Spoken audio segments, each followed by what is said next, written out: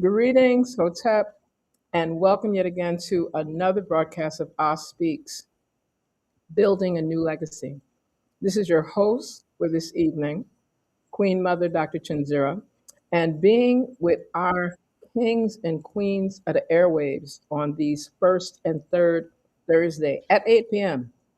gives us an opportunity to speak of truth is power and to highlight I have a friend here that really loves me, small Chihuahua-like puppy, and he really wants me to know that he's present. And so I'm sharing that with everyone. And I'm really grateful, really, really grateful.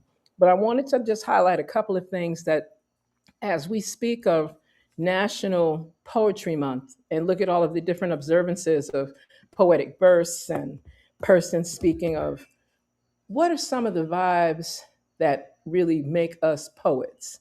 What does a poet recite when they are feeling joyous? What does a poet recite when they are feeling a little dismay? What does a poet recite when they feel inspired? And what does a poet bring to the table that restores truth, justice, order, reciprocity, balance, divine righteousness, and harmony? All of that. The one term, four letters for all of those seven principles is ma'at, and means that we can speak of all of the things that allow us to flow. For example, in my mother's house, there are many mansions. She has prepared them for me. In my father's house, there are many mansions, and he too has prepared a place for me. Thin wisp of a moon, let me catch my eyes on you. Though you're hiding yourself, you are casting a spell on me. I'm going to take my freedom. Woo, I'm going to take my freedom because I've gotten my wings. I am going to just take my freedom. Yes, take my freedom because I have gotten my wings. I keep waiting for a sign, a zephyr, a whirlwind, anything to take me skyways. I am the heiress of the air. Did you get that? I am the heiress of the air. A wisp of a dream, earthquaking dream. I can feel the spirit, the presence, the love, the joy, the engagement, the ooh, all of that energy of air, fire, earth, water, and spirit. To be continued. So that just gives you an idea, and that's a combination of spoken word, poetic verse that was really penned through a number of sisters in a collective back in the 70s. Yes, we're dating ourselves. While we were doing certain work around Crossroads Black Theater House within Mason Gross School of the Arts at Rutgers University back in the day. So, just to give an idea, and again, these are the types of things that we remember in terms of rhythm, purpose, energy, integrity, and much, much more. So, just to give a vision of some of the things, some of the places, some of the energetics that we bring to the table around National Poetry Month and all that comes with that. At the same time, I would be remiss if I did not highlight that as we are speaking there in the United Nations headquarters in Geneva, this week has been a time of the fifth session of the UN's Permanent Forum for People of African Descent. Let that settle. Take a deep breath. Again, this is a time, this period in April, while on this side of the hemisphere in the 48 contiguous US and all of its territories, colonies, and spaces, we were worried about tax day, and prayerfully everyone has gotten over that hurdle. In the other part of the world, impacting people of African ancestry, African ascent, there are more than 1,500 delegates from around the world that are engaged in listening to, having conversations about the fifth session of the United Nations Permanent Forum for People of African Descent.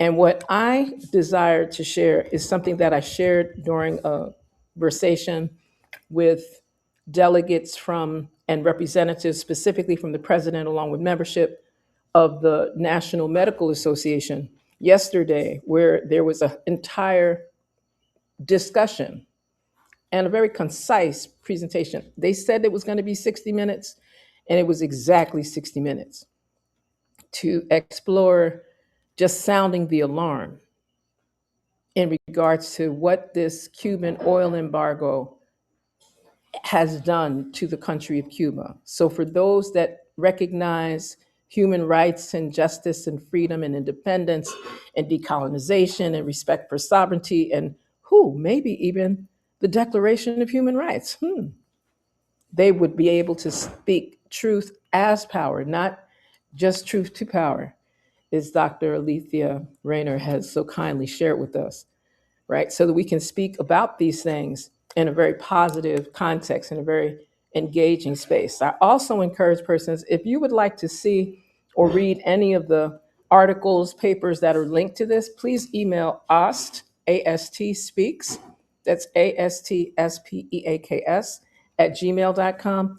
And once you specify that you would like either We Owe a Duty to Cuba by the Honorable Ambassador David Commission of Barbados to CARICOM, along with other papers and research and documents and statements and resolutions related to that particular theme or anything else linked to the elevation, the upliftment, the protection of all people. Yet at this particular time, the UN's Permanent Forum for People of African Descent are authentically sharing presentations, resolutions.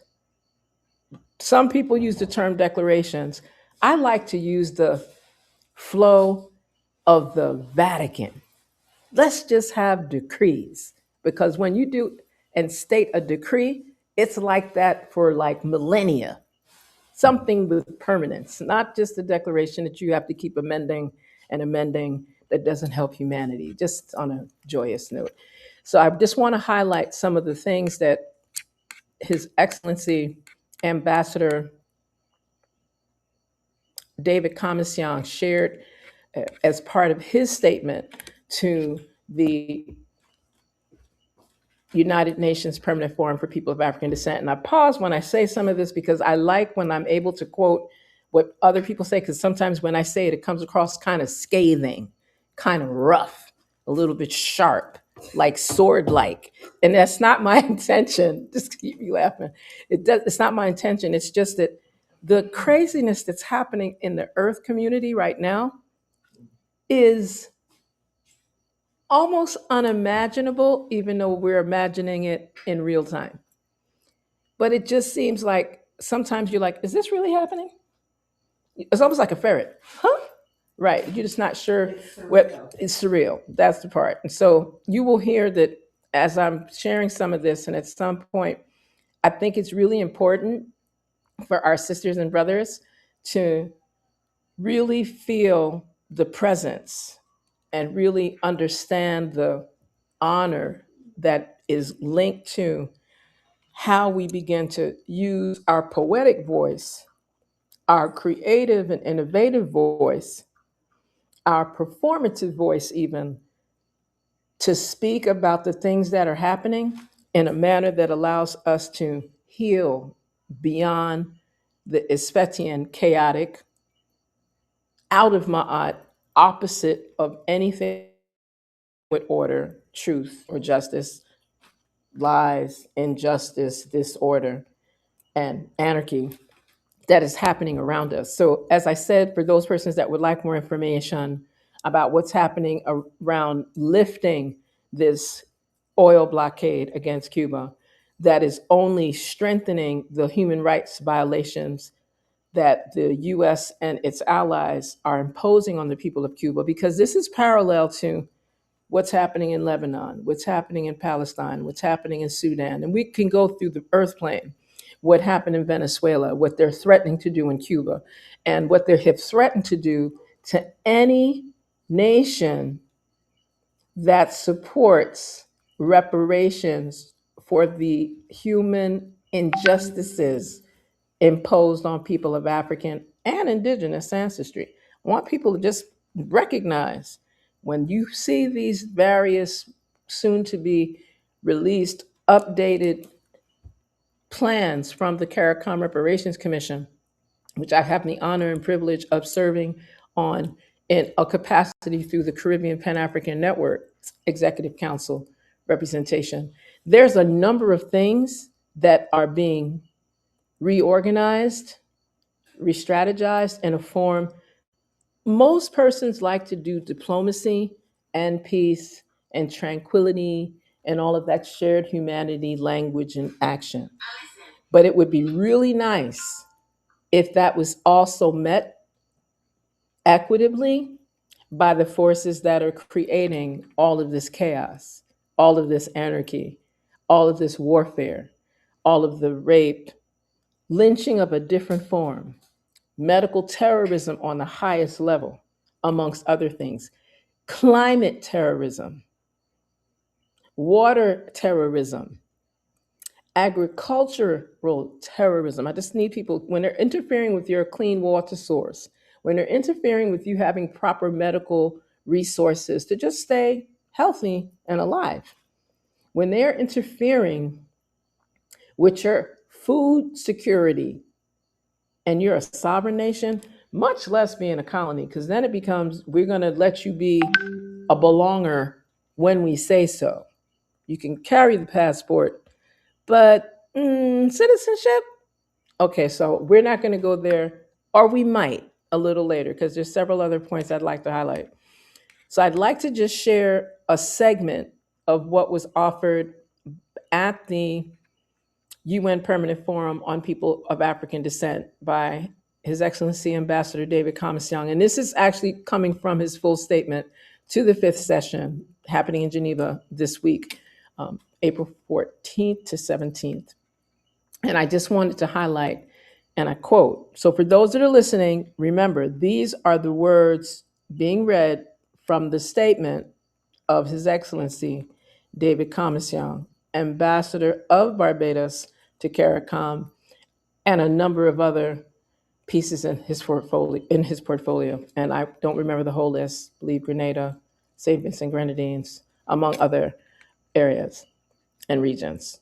Distinguished ladies and gentlemen, brothers and sisters, Barbados entirely approves of the central theme of this session of the Permanent Forum, namely, expanding the human rights of people of African descent under the Second International Decade for People of African Descent. And we can't help but note that this theme is being addressed against the backdrop of such developments as the emergence of a determined effort to disregard, undermine, and destroy the intertwined systems of multilateralism and international law, and to take the world back to an ethos of might makes right. The continuing existence of tragic major Black on Black military conflicts on the African continent and an explosion in gun related Black on Black youth violence in several regions of the African diaspora, and the recent startling experience of witnessing virtually the entire white world, with one or two notable exceptions, either voting against or abstaining from a United Nations General Assembly resolution that declared the trafficking of enslaved Africans and the racialized chattel enslavement of Africans as the world's gravest crime against humanity. In light of the foregoing, Barbados would like to urge the Permanent Forum to use this fifth session to brainstorm and develop strategies and recommendations directed to the following.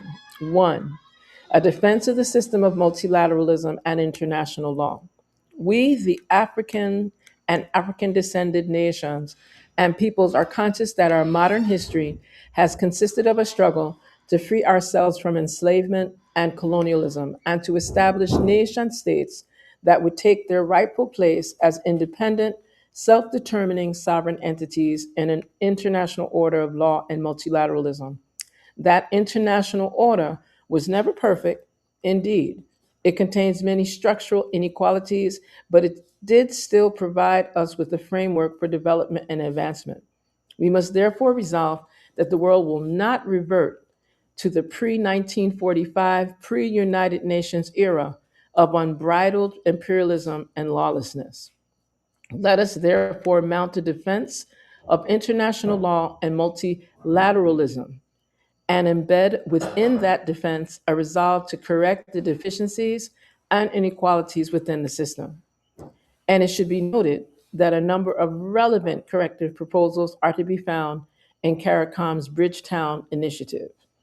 Number two, the establishment of fundamental principles and best practices for peacemaking and for the construction of nurturing, conscious, humane, African centered nations and societies.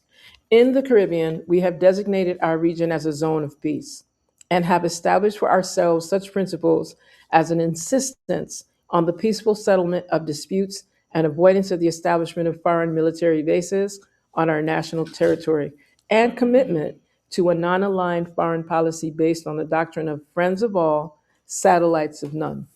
And in the Republic of Barbados, we have committed ourselves to a social democratic construct for our society, a construct that is characterized by free education and substantially free public health care, consultative and people participatory forms of governance, trade union organizations in virtually every sector of the society, an unshakable commitment to electoral democracy, an ethic of gender equality, and the list goes on.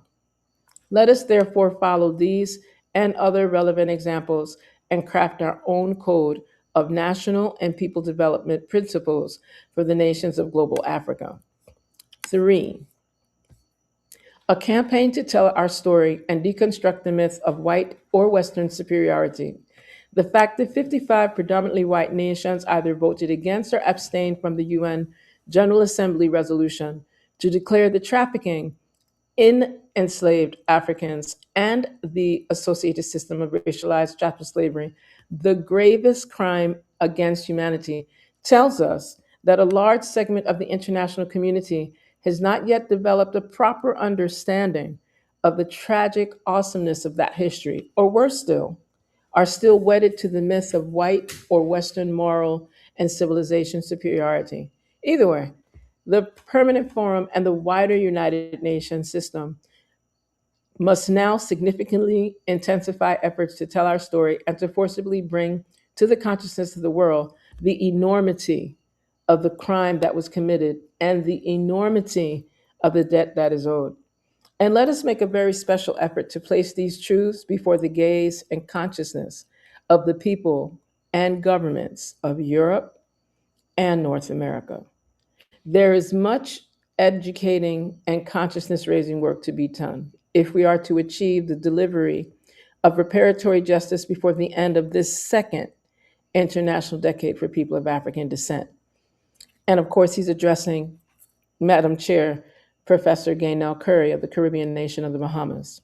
And he continues, I hope and trust that you will be in attendance at our annual Caribbean Community CARICOM meeting in St. Lucia in July of this year, engaging with our heads of governments. Indeed, I look forward to the establishment of a practice whereby the chair of the Permanent Forum is invited to attend the annual conferences of all of our African or substantially African regional organizations, the African Union, the Community of Latin American and Caribbean States, the Commonwealth Heads of Government Conference, CARICOM, and the list goes on. Let the United Nations Permanent Forum link us all together and help us to develop and express a common program for the advancement of people of African descent. Again, he addresses the Madam Chair, Gaynell Curry, who's currently the chair of the Permanent Forum for People of African Descent. And he closes with, please rest assured that the forum that you lead will continue to have the full support of the Republic of Barbados, unquote. And I'm sharing that statement, and I didn't think it was that concise, but again, what they provide for you to be able to share a commentary a statement that is concise, clear. You have your workable, actionable, deliverable points, and you move that forward. And that is from His Excellency Ambassador David Commission. And again, I've been really granted a significant amount of permission to just share some of his commentary on his behalf, primarily because at this particular time, he is literally presenting and sharing and very engaging conversation, dialogue, and organizing to really elevate what is coming out of this second International Decade for People of African Descent through the UN's Permanent Forum for People of African Descent. And again, there are other structures, there are other organizational entities that exist within the Caribbean space, within the entire African diaspora, around the globe. Let me be specific. And I think it's very important for those that are willing to utilize the United Nations and the respective agencies or organizations to engage, do so. Those that prefer to engage in another layer of organizing for the upliftment of our people through, for example, African fundamentalist initiatives, Black nationalist initiatives, Pan African initiatives, do so. The whole idea is to keep the fire burning. I know that sounds like an old adage, but we need to keep the fire burning. We need to organize. We need to gather. Some people want to do it till peace is still. Some people want to do it till there's a fire burn. But whatever is the core of how you're getting it done, the intention is so that we can restore. I'm going to say that one more time. The intention is for us to restore and heal our shared humanity. And that's very challenging to do with energy that appear human, that are not interested in doing a level of work that is grounded in truth, justice, order, reciprocity, balance, divine righteousness, and harmony. And so we're going to take a shift from that particular conversation. And because I think it's important, persons that want to, I've covered a couple of things thus far. So there's people that may want to look at they may desire to look at the "We Owe a Duty to Cuba" articles. If you just put in "We Owe a Duty to Cuba," Ambassador Comstown, you're going to see copies of that particular article that has been shared around the globe over the last month or so. And then for the actual statements, and to not only hear his statement, but a host of other delegates that are at the UN in Geneva during the PFAD, Permanent Forum for People of African Descent, fifth session. There will be other opportunities to just go to their website and see the live feed for those persons that are interested in knowing what is being said from brothers and sisters in Central and South America, what's being said by different Caribbean countries, those in CARICOM as well as those that are not, what is being said from our brothers and sisters in the 48 contiguous US, what is being said and shared with our brothers and sisters in Canada, Oceania, Polynesia, all those spaces that we tend to forget that there are people of African ancestry and descent, because at the end of the day, Dinkinesh, that they miscall Lucy, we'll have that mitochondrial DNA conversation at another broadcast. That would take a little bit longer than the 30 minutes that we have left. So I'll just kind of pause for that element. The other part that's really powerful is while this is also happening, the High Executive Council meetings of the Universal Negro Improvement Association, African Communities League, Rehabilitating Committee 2020, long, UNIA ACL RC 2020, is in effect for this week as well. And they will be having their closing convenings tomorrow.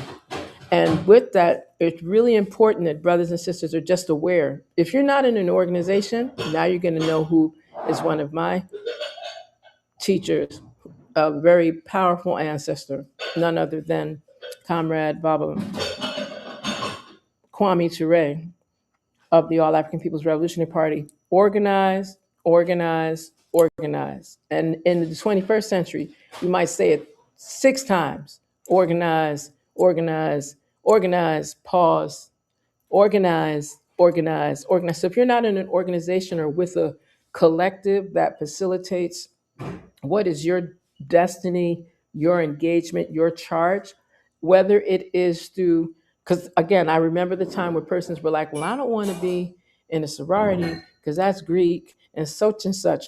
However, I want to highlight, I have observed over the last several few decades, I'll put it in that context, when you have an organization of people of African ancestry that lasts more than a century, you got to show respect. You may not agree with the strategies and tactics on how they engage, but the fact that they've been able to work together, have some principal organizing efforts that support agriculture, architecture. And when I'm speaking of architecture, I'm not just talking about building the buildings, but the architecture of our family structure, the architecture of our societal structure, the architecture of how we engage with things linked to agriculture and our economy, as well as how we look at the arts that govern the universe and the sciences therein. How do we handle our relationship with, quote, astronomy? Not astrology, but that's a part too. But how do we handle engaging with our earth space and our universal space? And how do we show respect to one another as sisters, as brothers, as keepers of tradition? So I have observed, especially in the university circle, this is also a very powerful time following the spring equinox of March 22nd on or abouts, where brothers and sisters are in a form of have initiation, rites of passage to engage and support sisterhoods, brotherhoods, fraternal orders, sorority circles, women's groups, men's groups. Some people get a little bit over the top when we start talking about the Masons or lodge systems or the organization of Eastern systems, etc., or the Eastern stars. I want people to get past that, because what we're looking for, what is keeping us in harmony with the Creator?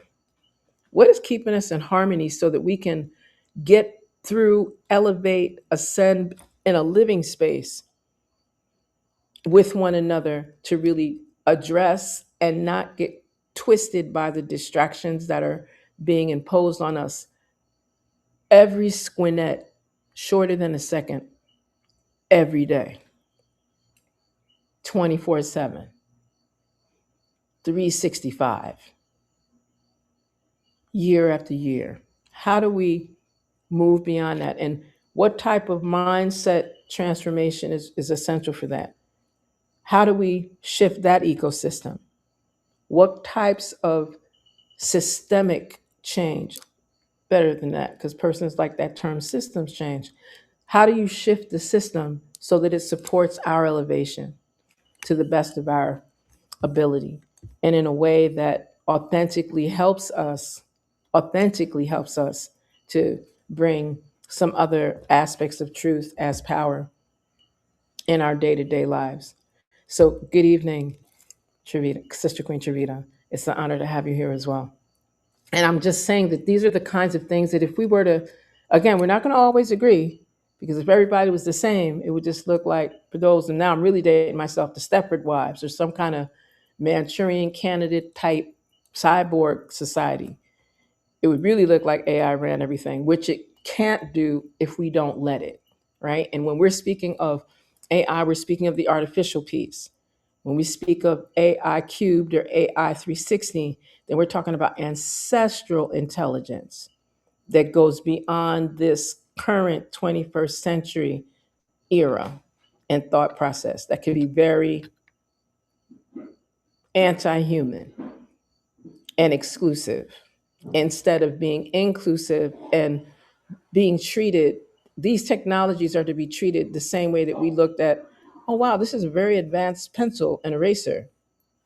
Ooh, this is a really nice scientific calculator. Remember when they came out and everybody said you're going to forget how to do math? You're not going to be able to do calculus and trigonometric functions because you're going to be so dependent on the scientific calculator. And then what happened? They started to become less useful, almost obsolete. And our intelligences kept elevating and escalating to where we were using other forms, not even the old Fortran, PL1, COBOL, programming, the keyboarding. Those of us that remember that, we have shifted into another layer of engagement and programming that really supports another higher order thinking skill if we keep critical thinking, inferential, and critical levels of comprehension and engagement and interaction to support thought in action, not just repetition and vomiting knowledge that we're being exposed to, but authentically using the information. The balance, and I keep saying it, if we forget that our grounding to the earth through agricultural liberty principles, grow something. If you don't eat, this doesn't apply to you. But there are those that are viewing and listening that actually eat anything. And I'm not going to, this is not an exercise of being vegan. For those that choose to be, fantastic. Those that choose not to be, just be mindful. Because modesty, como? Moderation is the key of how you engage. How much water are you drinking? And what kind of water are you drinking? Are you only drinking water that comes out of plastic? Are you fortifying your water? Are you making sure that you stay hydrated? What type of exercise do you do? Are you doing, and if you have problems with yoga because it sounds too Hindi and it seems too spiritual, then at least just do the movements. Because you can call it calisthenics, acrobatics. The roots of yoga is dance, and not dance for lust driven, avarice, negativity, and whining. Whining, let me go back, twerking, the one that's out of order. But dance is supposed to be spiritually uplifting and connected to spiritual acuity and form. And it's also supposed to help keep the body fluid, let the heart stay focused and flowing so that there are minimal heart attacks, minimal cardiovascular imbalances, minimal arterial sclerosis issues, minimal circulation problems.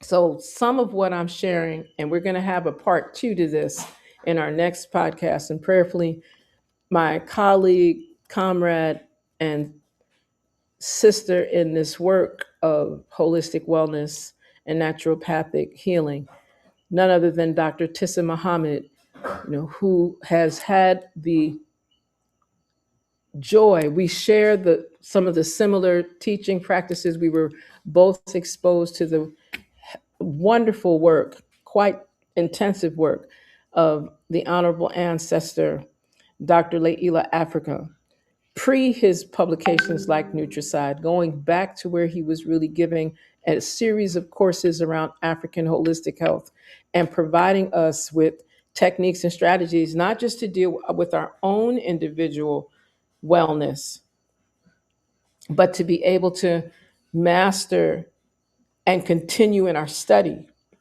and our liberty that facilitated healing through a variety of modalities, whether it was iridology, whether it was, doing colon therapy, whether it was involved in water therapies outside of the body system, exercise, the importance of rest, the importance of growing your food. It's a relationship between you and the soil, not dirt, soil, the earth, when you're growing your food and then you're eating from what you grow versus going into a supermarket where you're not sure whose hands were where and whether or not they really want you to live long and strong.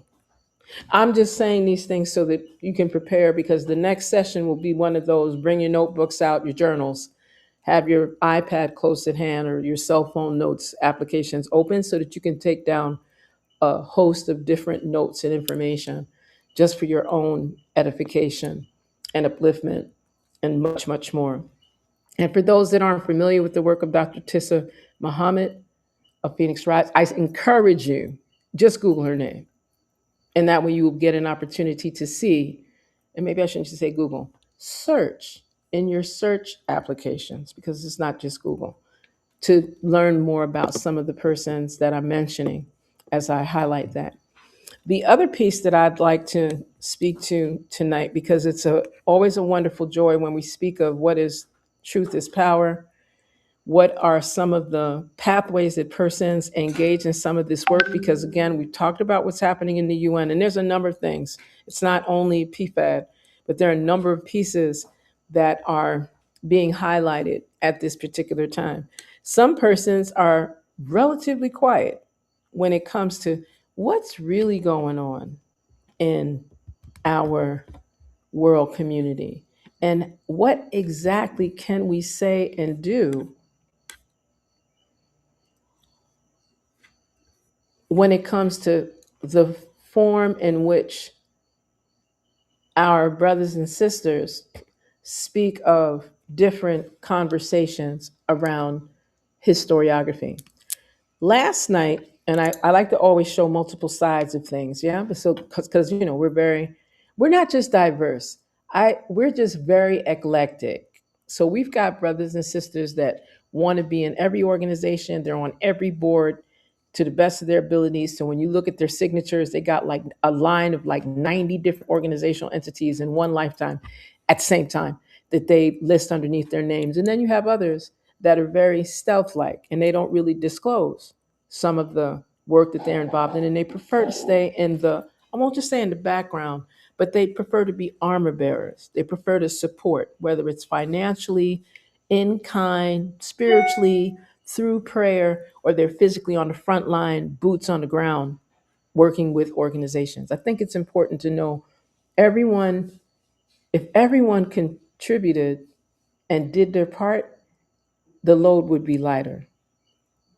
I'm going to say that again. If everyone did their part in our elevation and our upliftment and our restoration of our shared humanity, the load, especially for those of us, or maybe I should just say for those, because sometimes I'm a part of the us and sometimes I do just, won't say go on retreat, but I just ease because we have to rejuvenate and we have to strengthen ourselves at all times. And it's not just being selfish or selfless, it is authentically restoring reciprocity. Many times when we speak of the principles of Ma'at, people remember the truth, justice, order part, they remember the balance part, they remember the divine righteousness part, and they remember harmony. But they seem to just skip over reciprocity. And that's the one that really can undo very good relations amongst our brothers and sisters that are close to us, within our families, those that we work with, those that we are involved in spiritual fellowship and engagement with, and beyond. So I just offer and ask, have a little more grace, be a tad more understanding of where the other person is that may be really establishing that imbalance. I tend to use the minimize conflict by minimizing contact that I learned from great ones like Neely Fuller. That may not work for you. And so, whatever is the system that allows you to trot on the earth in the highest form of balance, use that one. And for those in the back of the class that feel like they just got to cuss everybody out, find a stronger technique than just cussing everybody out because it takes a lot of energy. It messes up your liver if you do it with all that toxic flaring and right. Just on a serious note, I'd like to highlight as well that there is a broadcast in our Caribbean spaces. It emanates from our brothers and sisters in Trinidad and Tobago, those that are linked to the Emancipation Support Committee of TNT of Trinidad and Tobago, and it's usually um, hosted by Dr. Claudius Fergus, as well as Dr. Shabaka Cambon and Sister Queen Renee Francois. It is called Indaba, and I'm going to keep encouraging brothers and sisters on Wednesdays, 8 p.m. Eastern. You can look for ES. I'm going to get that together. Sometimes it's ESCTT on YouTube. I know that they also are on the ESCTT on Facebook, and you can view it. And many times they have some very engaging, really powerful guests that are like, stalwarts in the various movements, very knowledgeable around what is happening with persons of African ancestry, how is this impacting our brothers and sisters in other parts of the world. And specifically last night, there was a very enlightening versation regarding, and I just want to highlight some of the topics that were covered uh, last night. Has the Caribbean abandoned Cuba? Also, they have the Africa report and the resource nationalism vis-a-vis the UN resolution on the transatlantic slave trade. Really looking at that resolution and seeing what are the action elements that are involved in that, and then what is the outcomes that are intended or projected, right? And then, of course, around this time of the year, there was a conversation in the community corner celebrating the 60th anniversary of the visit of His Imperial Majesty, Haile Selassie I, Emperor of Ethiopia, to Trinidad and Tobago. And I think it's important to know that these types of observances, celebrations, I'm saying celebrations because that's what we speak of in this Western space. But when persons speak in the Irie vibration amongst Rastafari, then you're going to say I. I liberations. You know, you're gonna say I tal, not just vital, right? You're gonna kind of keep that iriness in what you're speaking to. So I think it's yes, I think it's important. You can tell we have audience today. We have audience today, right? And we're very, very grateful because that gives a tad more soulfulness to even having this type of a versation, sharing this type of information, because there's a significant amount of activity, engagement happening. So last night's Indaba program really had several, as I mentioned, the hosts and their featured guests included our comrade brother Felipe Noguera of the Pan African Federalist Movement of the Caribbean. There were also representatives, Asim Pottinger of Zion, permiso, Priest Imesley of Zion and Asim Pottinger, so that they shared information on the different celebrations and observances, and obviously serious Bengi sessions that will be taking place in recognition of this 60th anniversary of the visit of His Imperial Majesty Emperor Haile Selassie I of Ethiopia to Trinidad and Tobago. So you can do the math on the 60th when it happened to know more.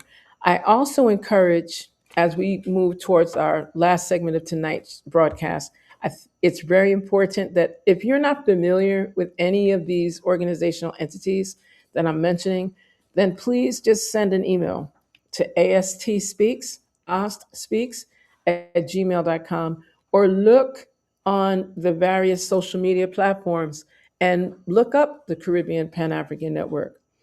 Find out about the Pan African Federalist Movement that is global and has representation. I'm highlighting those of our comrades that's in the area where I reside here in the Caribbean, right? I think it's really important. Learn about what the Emancipation Support Committee of Trinidad and Tobago are doing.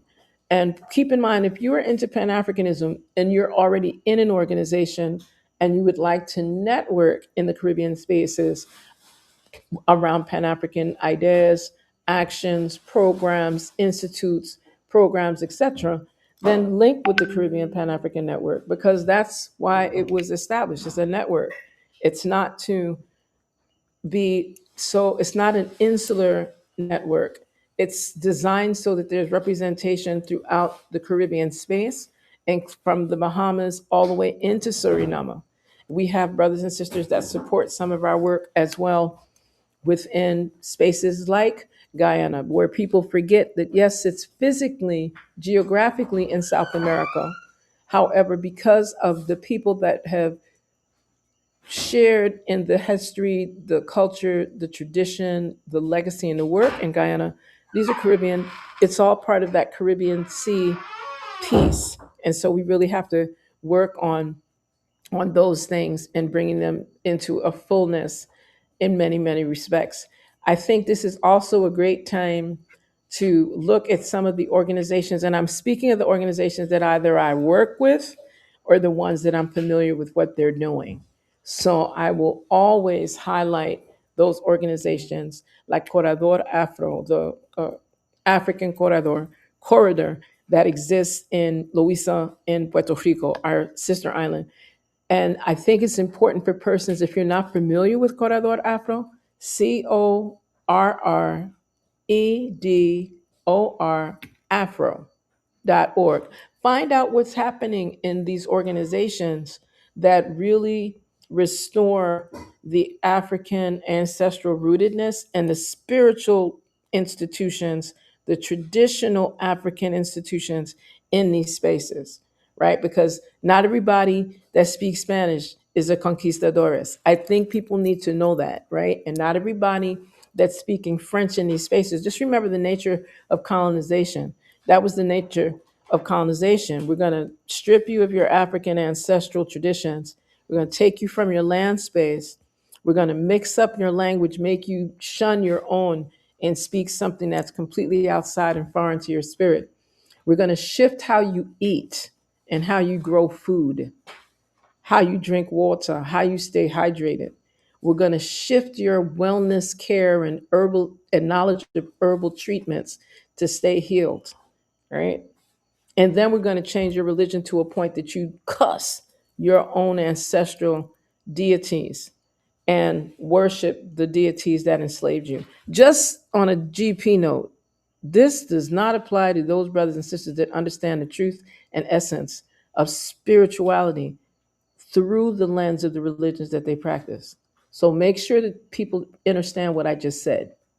I'm going to say that again.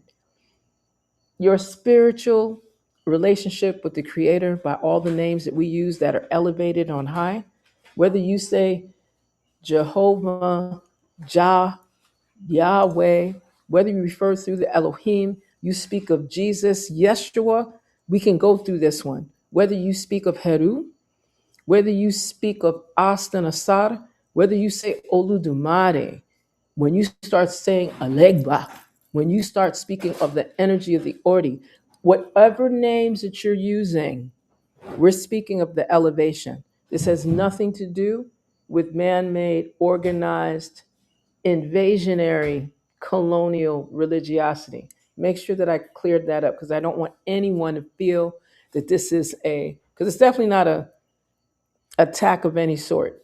It's just that that's one of the advantages that we have when we start to embrace our ancestral intelligence, because we start to recognize all of the different forms and structures and techniques and vibrations of how we engage with our relationship with the Almighty Creator by all the names that are venerated. Make sure I say that part.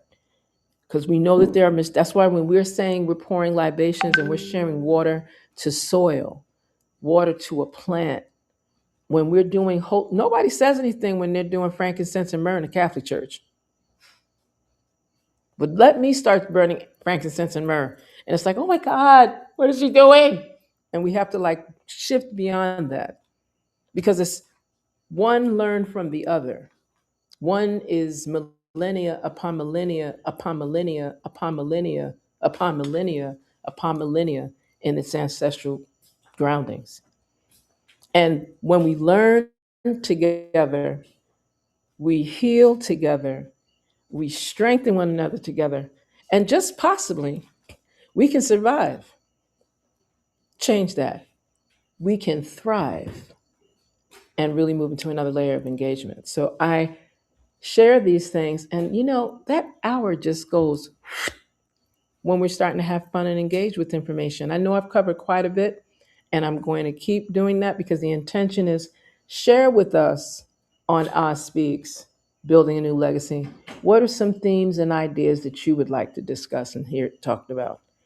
Who are some of the persons that you sense can provide some powerful, actionable deliverables to these versations that we have on elevating ourselves and being able to exist with prosperity? That's the other word that I like. Prosperity exponentially. Yes, that one. To the 1000th power. Can you imagine That $1 with a million of us extended to the 1,000th power. Oh, we would just be, it would be mellow. And it would be so serene that even with the most chaotic examples of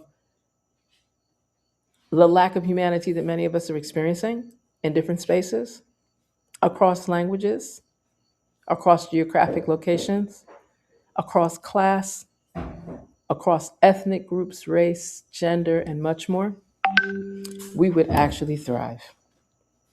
You know my usual saying, I'm always referencing culture heals humanity, land is our foundation, and spiritual harmony unifies.